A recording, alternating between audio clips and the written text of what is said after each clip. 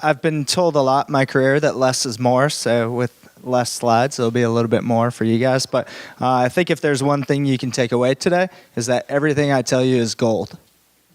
So, no, I think this is a good session to kind of follow up to what Dave was talking about because throughout my career, as Troy hit upon, I've been in Dallas, in Colorado, and DC, and you go to these conferences, and I know you guys are sitting there, and you're like, all right, like I got all these notes, I got a ton of ideas, and then you go back, and you're like, okay, I'm going to implement this idea, this idea, this idea, and then they all kind of fall to the wayside. And so the goal in talking to you guys today about implementing strategic sales initiatives is really to educate you all on whether you're an individual contributor, whether you're at the top of the department developing departmental campaigns, that there's a ton of strategy that you could put in place that'll put you in a good position to elevate your career, to elevate your revenue numbers, to elevate your team members around you. And so we'll hit upon a bunch of different things that we do at DC United. And throughout the presentation, ask questions, so as many questions as you like. I think it helps everybody in the room. It helps me because I like to answer questions and give real-life examples. So as you have questions, fire away. But I think the one piece that hit upon me, so I actually started my career briefly at the New England Revolution. So I was an intern at the Charleston Battery. They didn't have a position. I grew up in New Hampshire. And then I went to New England. I was there the first 6 months. And I was like, you know what? I really need to make an impact. So I'm going to go to the state of Connecticut, and I'm going to sell this reading program. And every single kid who reads a book in Connecticut is going to buy a ticket. I'll be the greatest group seller ever, and it'll be glorious. Well, I don't think one person bought a ticket. And looking back on it, I said, okay, well, I really didn't have a strategy or anything that I could put in place that was going to help me accomplish that goal. So where we start, both at a departmental level and then on an individual level, is really building out a 12-month calendar. So when you're looking at it from yourself as an individual contributor to your department, you know the cycle of what you go through. So you may know, okay, during this period, it's heavy on the sales front. During this period, it's heavy on prospecting. Maybe I'm renewing people and this is a group cycle. And I think that the more that you can outline that into an overall 12-month calendar really helps position you to avoid what we phrase as fire drill mode. And we've all been there. Somebody's like, oh, you got to do this. And you're like, but I got this going on. And so if you could take it and literally just print out a calendar January all the way through December and kind of put what are those 30,000 foot ideas that you're going to be working on during that period that'll be important to you to help you grow your revenue as an individual. At a departmental level, we do this as well. So we'll take it and we say, James, our manager who's over here, we'll say, okay, for 2017, well, we know that June is a critical period for us planning our new business campaign for season packages. So we know well in advance that that's coming up, and we can go and plan and strategize and get in front of that. Or maybe we know that, okay, he's going to be overlapping with renewals. I've got to make sure, as overseeing our entire department, that does our renewal strategy fit with the new business, with the groups. And so you're kind of intertwining them all at a higher level. And I think especially from the individual side, is that if you ever aspire to grow into a leadership role, a manager role, you've got to have that strategy side to it, because there's nothing worse than you walk into a room, you're like, all right, like here's what we're going to do, and you don't really know how you're going to get there. And this makes it fun as well. So show of hands, how many of you guys have had a campaign that your sales leader says, hey, we're going to go out and do this, and you're like, I'm not really on board with that? You can be honest. All right. Well, this is also your opportunity where you can make your fun little own individual campaigns, whether it's a theme night, a sales initiative, etc. Build it in as part of your 12-month calendar so that you know that you can build out your own. And as long as you can prove the ROI on them, it's a pretty easy business case to go. My tip, free ideas or free experiences are the best experiences on the ROI model. So find as many as you can in that regard.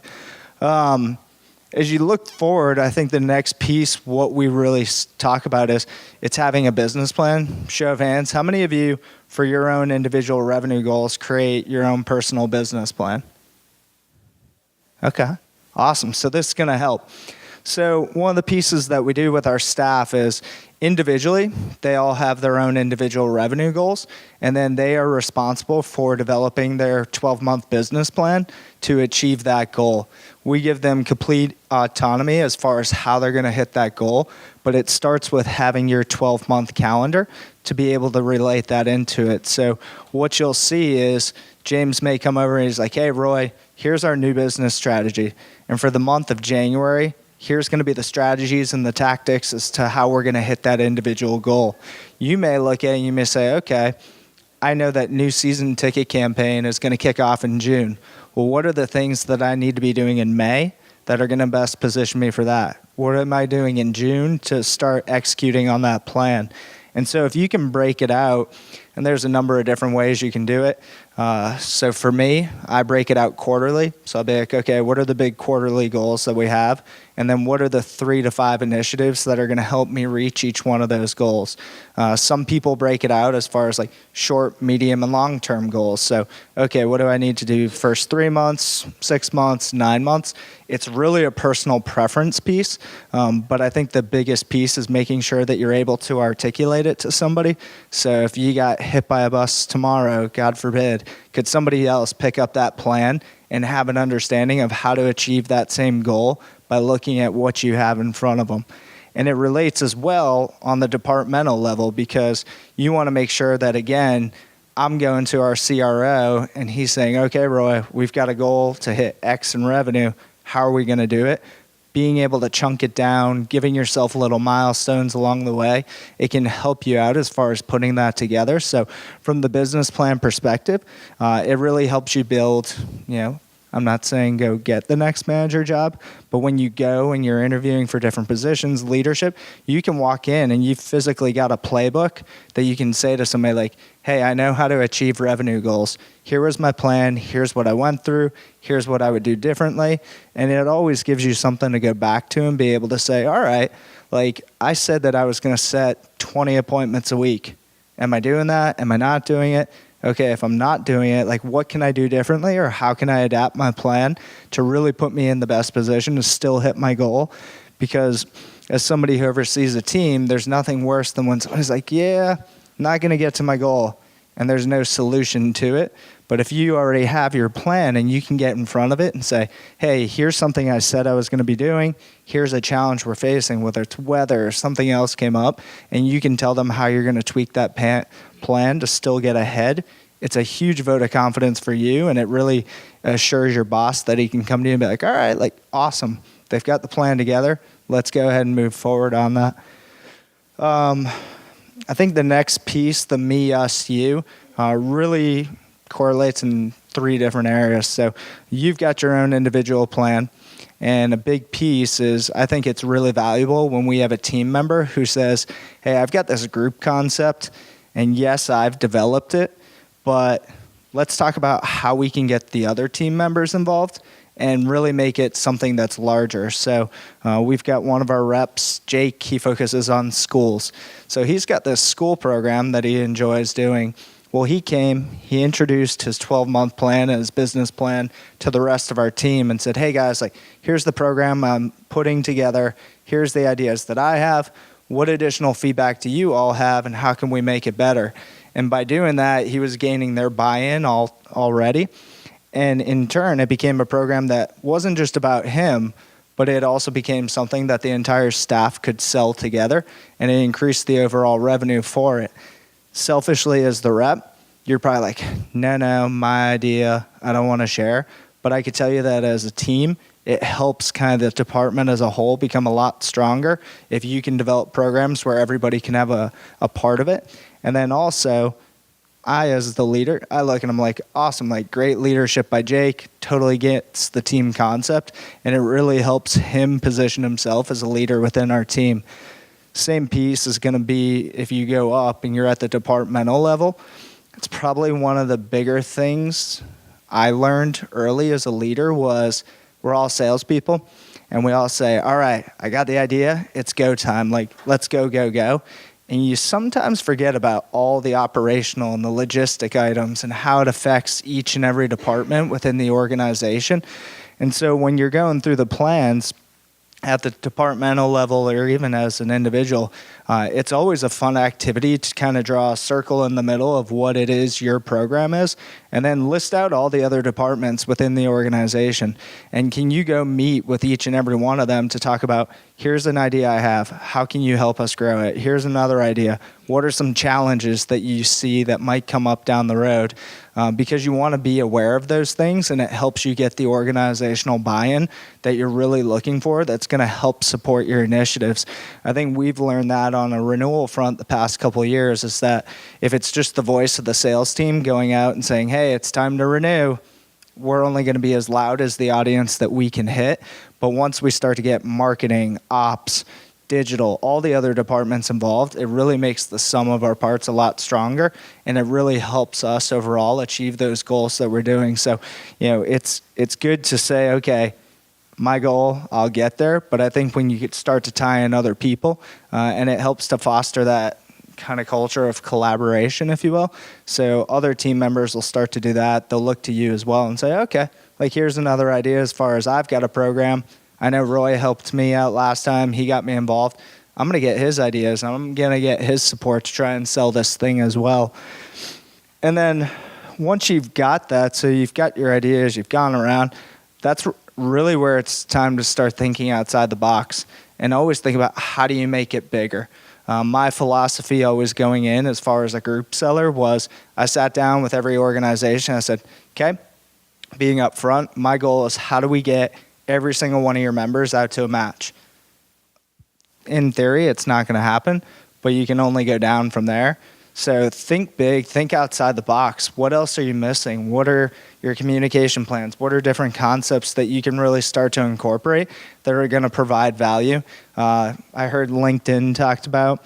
It's one of the big pieces for us that's become something bigger. So how are we using LinkedIn as a means to really grow our programs and our business plans that we're putting together?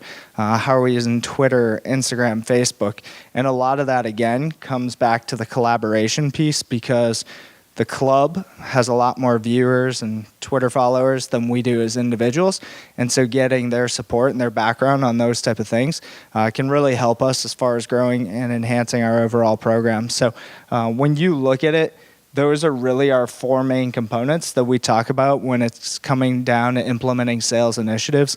And while it doesn't seem like a lot, they definitely take a lot of time. And so I think if I had one tip, it's go through, find an accountability partner. And when you're starting to build things out, I even do it with my staff on the 12-month planning, is, okay, here's all the things that I think we've got. What am I missing? Get people's feedback, do drafts, and always be tweaking it. It should be a live playbook versus just a static one, because things are going to change on a daily basis. Players get traded. The team performance is bad.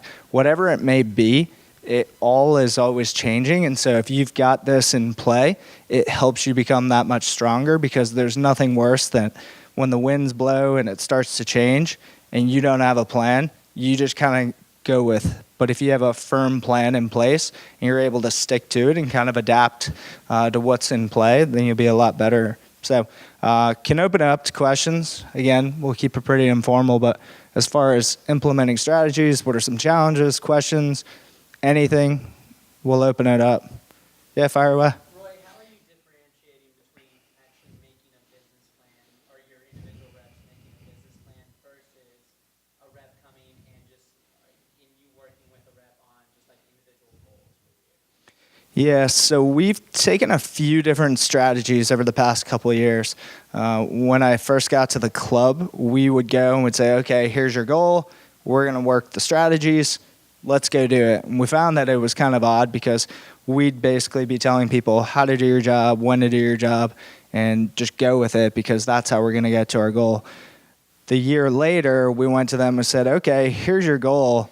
Let's work together to really build out this business plan, do it together, collaboration. And then this third year, now the reps are doing it, and then they actually present it to myself and the management team. So they come in, they're like, here's my annual goal.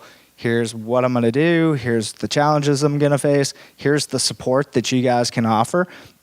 And then our managers are meeting with them on a monthly basis saying, okay, looking at what you had planned, like, What are you seeing? What are the challenges? Again, where can we help? So I think it's an important piece, especially just this day and age where it's everybody's got different viewpoints. We're not the smartest people in the room by any means.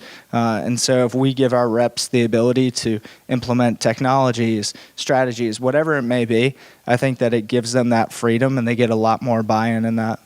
Does that help answer that one? Cool. What other questions are out there? There's got to be a few. Eli.